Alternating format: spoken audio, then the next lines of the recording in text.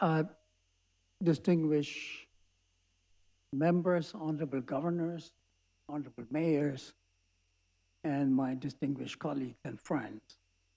I'm going to touch on three questions. First, why are we here? The second, what are we trying to accomplish in the next 3 days? And if we do accomplish it, why is it important? So those are the three things to touch on. I don't have a thing to advance the slide.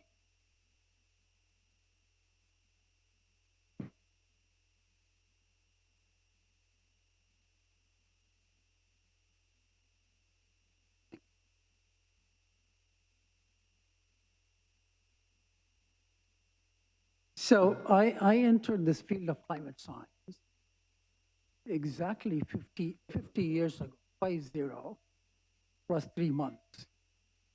In the last 30 years, I was thinking the science is so compelling and the data is so convincing that we would take action. And it's yet to come, as we found from Dr. Starr. So I thought we exhausted all the possibilities.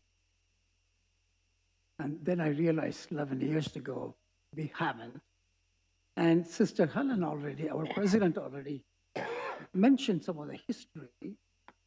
This two Academy, I think it's a well-kept secret amongst my community of climate scientists, had done tremendous amount of work. I'm just starting with where I joined the Academy. I joined in 2004. It took me 7 years to have the courage to organize the meeting with Paul Crutzen. And that was on fate of mountain glacier. In fact, it was Pope Benedict who suggested. He said, every time I fly from Germany to Italy, I see the Alps retreating. Tell us why. In that meeting, we called for adaptation. Adaptation must begin now. It was clear to Paul and me, society is not going to cut the emissions in time. So we need to provide some help to people.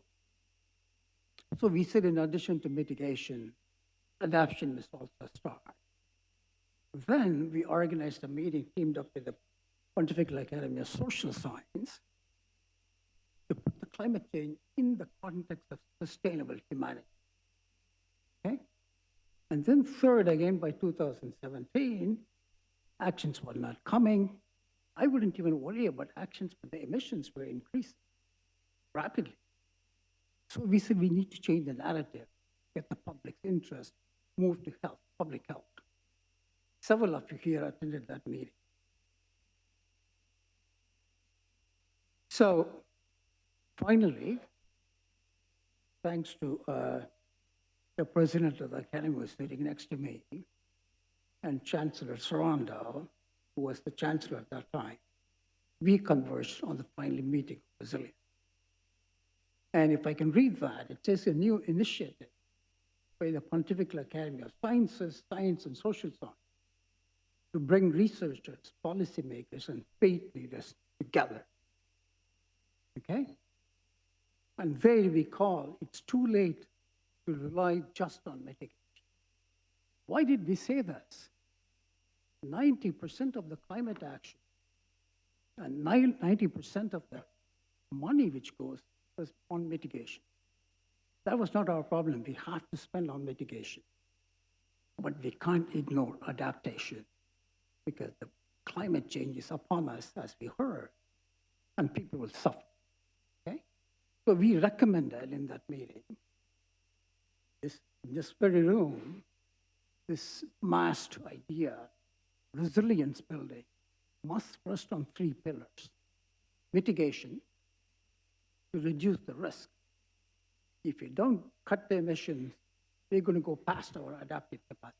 We have to mitigate, but then we have to adapt, and transformation. So let's get ourselves a definition of what resilience means.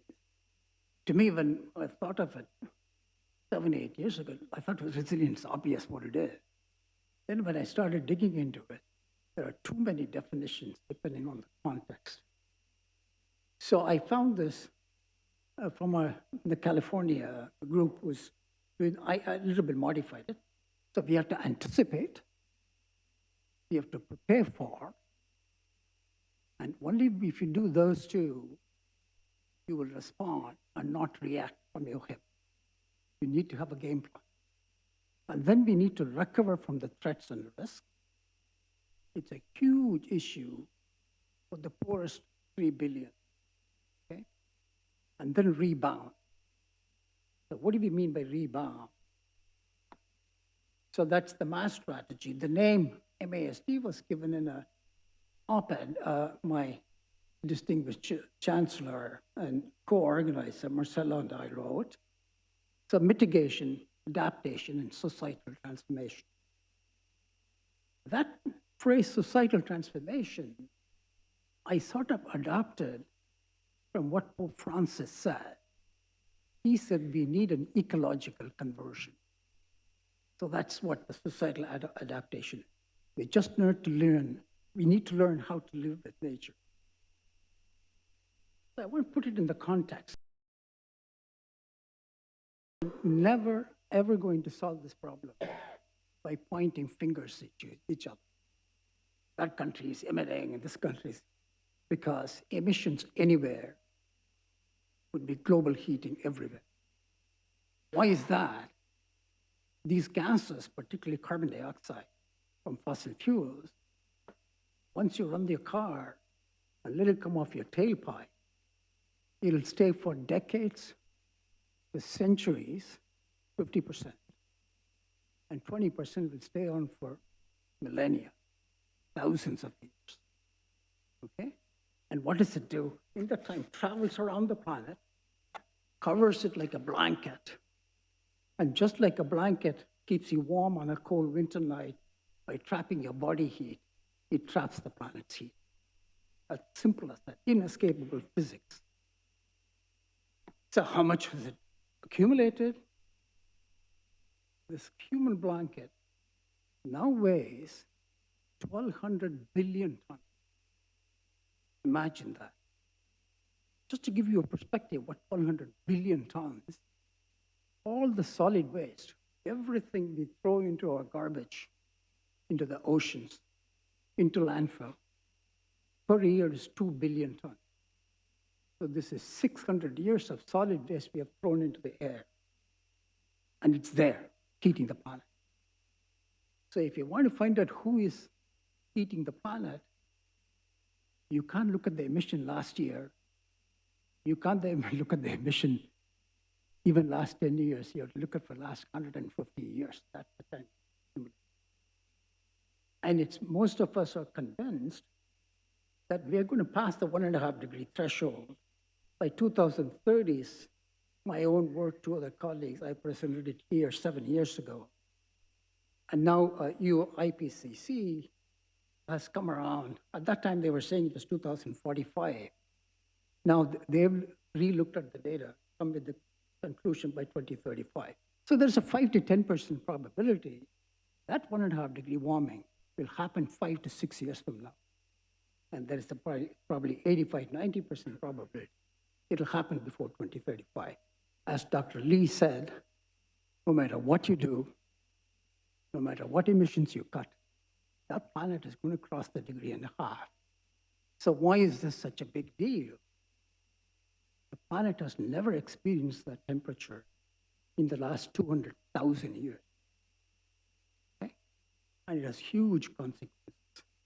Heat waves, storm, this, that, and the other. But let's just take a quick look at who's going to stop. First, if I have to target something to reduce, it'll be fossil. There are many activities which cause that heating blanket, don't get me wrong, but fossil fuel will be my number one target. Even if it didn't cause the climate change, it's killing about 5 million people every year just from the air pollution. That alone would justify phasing down fossil fuel as soon as possible. So in terms of this 1.5 degree warming, who's going to, if there is a cliff, who's going to go down that cliff first is the poorest 3 billion. They have contributed less than 10% of the CO2 emission, no matter which year you look at. and suffered 75% of the losses. That picture was taken by a New York Times reporter in a field campaign I was doing in the villages in India. That woman there who covered her eyes, she's cooking my breakfast. I was her house guest. I can tell you, I've eaten all the fanciest restaurants. That's the best breakfast I've ever eaten, fresh off the fire. So, what's the cost of doing nothing? Almost $178 trillion over the next 50. That's what we would lose in terms of lost property, lost livelihood, etc., etc., etc. And below, it estimates, this all comes from McKinsey and many World Bank and others. To bring down keep the warming at 1.5, we have to spend about $5.5 trillion per year, starting from now. But don't get me wrong, the world is already spending about $1.5 trillion on reduced emissions. So we have got started, not zero. We just need to do more. And it was already brought up in our President Joachim's talk. We're not dealing with one problem, we are dealing with 3 problems. Climate crises, biodiversity loss, inequity. Our focus here is climate crisis, but if you look at our protocol, the solutions are very sensitive to do biodiversity as much as we can, while we are adapting, while we are mitigating. Okay, so that's the 3-pillar strategy: mitigation to reduce the risks. We deliberately put all 3 pillars at the same height. If I had to put an amount of work we are doing, the mitigation would be the tallest. Adaptation, societal transformation will be in the bottom 10%. If we want all 3 to be elevated, we're going to hear a number of speeches from our mayors and governors about what they are suffering from, what actions they are taking, okay? So we'll understand the depth of mitigation, what we need to spend. So on the mitigation, this is a study I had done in California with 50 faculty. There are 2 of them here who participated in that. Panna Farman, a social scientist, was the vice chair, and Ben Holton. At that time, he was in the University of California. He didn't like us, he went to Cornell. And adaptation. So there are a number of topics we will hear. And I don't know which to give priority, but if you put a gun in my head, I will choose these 3. Protect the public against heat stress, floods, and droughts. I just don't see the woman who was cooking my breakfast would survive 120, 150 degrees Fahrenheit. Sorry for using Fahrenheit. I've become an American, so I use American units. And mental health. It's a huge issue for the young. Okay? And the 3rd I would choose is energy access support. We just got to give them clean energy access. There's no other option I see for adaptation. So finally, what are we trying to accomplish here? I covered the why, and I want to touch on what are we want to bring out this protocol, in which we are hoping will start a global movement, like what the Montreal Protocol did for the ozone on resilience, okay? And there are a number of co-authors from this group, and we had sent it to several of the mayors and governors and got their response. I just want to list 3 or 4 amongst a number of protocol points we are asking. First is a one Earth approach. Why did that go to the top? Remember what I said, emission anywhere is global heating everywhere. So we need to bring this together. Help everyone cut their emissions down. We need to cut our own emissions, don't get me wrong, but that's not enough. The second, this will be talked about one of our speakers this morning, that the fundamental, that climate resilience is a human rights issue. the former environmental minister of Argentina. Now she's a policymaker in Washington, D.C., Romina Piccolotti will talk. And then there are a number of scholars who would think about our future generations, child-centered approach. After all, when you say 2070, that there are people who are children now. We are affecting their future. So there was the climate justice issue I raised about how the poor is 3 billion. That's called intragenerational equity. This is intergenerational equity. We are just minimizing the future prospect for them. And then, of course, we advocate for rapid reducing emissions. But I want to conclude with what I think is the most important and perhaps new protocol recommendation. Climate change is global, impacts locally, and requires local action. Therefore, we call upon heads of nations to facilitate stronger voice of mayors and governors. When I go to the next COP meeting, I would like to see on the stage, sitting along with presidents, Governor Articillo, Governor Maura Healey, Mayor Wu, and if others are there, forgive me for not mentioning, I would like to see them there dictating the terms, because they're the ones who are fighting this on the front where it's happening. That is why these two academies converged to call this unique summit. And I want to mention to you one last thing. We're not leaving it at this summit. Remember, we got started 14 years ago, 2011. The global movement, how are we going to start?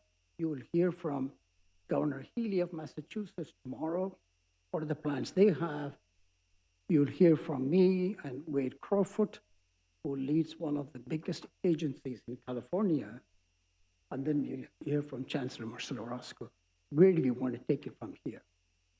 But to cut it short, we want regional summits all over the globe, in China, India, Africa, to bring this protocol to life. Thank you.